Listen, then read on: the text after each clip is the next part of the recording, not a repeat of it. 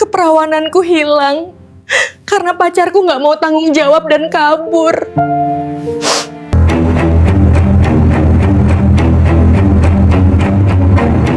Perawanku hilang karena pacar. Namaku Amelia, dan kisah ini bukan tentang cinta pertama yang manis, melainkan tentang pengorbanan yang kubayar dengan harga yang terlalu mahal. Aku bertemu Rafa di masa transisiku dari remaja menjadi dewasa. Masa ketika emosi terasa paling liar dan validasi dari orang lain terasa krusial. Rafa adalah segalanya yang kuimpikan. Perhatian, humoris, dan yang paling penting, ia membuatku merasa dilihat. Kami menghabiskan sore-sore kami di taman kota, di bawah rindangnya pohon-pohon, berbagi cerita sambil mendengarkan musik band Armada. "Aku janji, Amel, aku akan selalu menjagamu," bisiknya suatu kali, sambil menggenggam tanganku erat, seolah aku adalah barang pecah belah. Kata-kata itu, janji-janji yang dibungkus dengan tatapan lembut, adalah candu bagiku. Aku percaya padanya sepenuhnya. Setelah 6 bulan pacaran, hubungan kami semakin dalam, dan begitu pula tuntutan Rafa. Awalnya hanya sentuhan kecil, ciuman yang lebih lama. Lalu, percakapan mulai bergeser ke ranah yang lebih intim. Semua teman-temanku sudah melakukannya, Amel. Mereka bilang kalau kamu benar-benar cinta, kamu akan memberikannya. Itu tanda kesetiaan, katanya suatu malam saat kami berdua di mobilnya setelah menonton. Aku selalu merasa tidak nyaman, tubuhku terasa dingin. Aku belum siap, Rafa. Aku takut. Rafa tidak marah. Ia justru memainkan peran sebagai korban. Aku mengerti, kamu mungkin belum mencintaiku sebesar aku mencintaimu. Aku hanya ingin kita lebih dekat, Amel. Sedekat mungkin. Aku sudah berkorban banyak untuk hubungan ini. Apa aku tidak berarti untukmu? Kata-kata berkorban dan tidak mencintai itu seperti cambuk. Aku takut kehilangannya. Aku takut ia akan mencari orang lain yang bersedia memberinya apa yang ia inginkan. Di mata remajaku, kehilangan Rafa terasa seperti akhir dari duniaku. Tekanan itu tidak datang dengan paksaan fisik, melainkan melalui manipulasi emosional yang halus dan konstan. Suatu malam, kami berada di sebuah villa sewaan, jauh dari hiruk-pikuk kota. Suasana dibuat sempurna, lilin, musik lembut, dan janji-janji yang kembali diucapkan Rafa.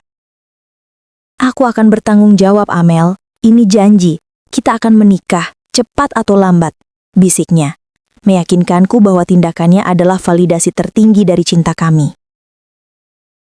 Aku menarik napas gemetar. Rasa takutku masih ada, tetapi rasa takut kehilangannya jauh lebih besar.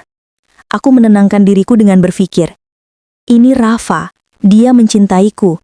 Ini hanya sekali, sebagai bukti bahwa aku mencintainya. Aku menyerahkan diri padanya bukan karena aku menginginkannya, tetapi karena aku ingin mempertahankannya. Pagi harinya aku terbangun dengan perasaan kosong yang dingin. Rafa tidur nyenyak di sampingku. Saat aku memandangi wajahnya, aku mencari kehangatan janji semalam. Tetapi yang kutemukan hanyalah ketenangan yang egois. Perawanku hilang, dan aku kehilangan sebagian dari diriku yang tidak akan pernah bisa kudapatkan kembali. Setelah malam itu, Rafa berubah.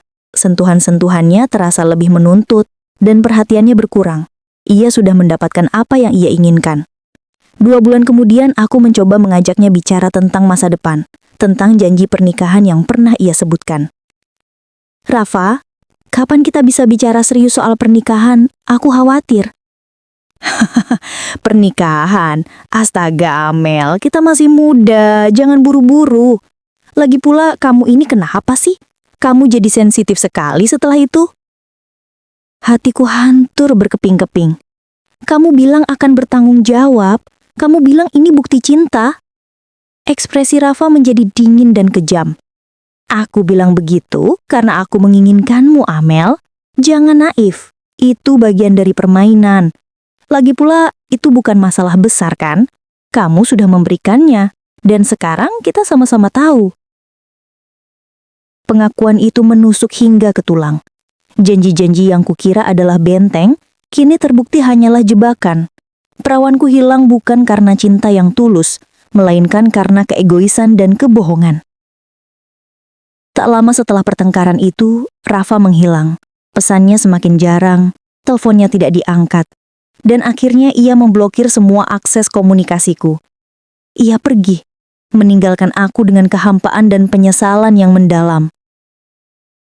Aku menangis selama berbulan-bulan, bukan hanya karena kehilangan pacar, tetapi karena kehilangan percaya diri pada diri sendiri dan pada janji-janji manusia. Aku menyadari bahwa tanda kesetiaan yang kumiliki justru menjadi alat untuk dimanfaatkan.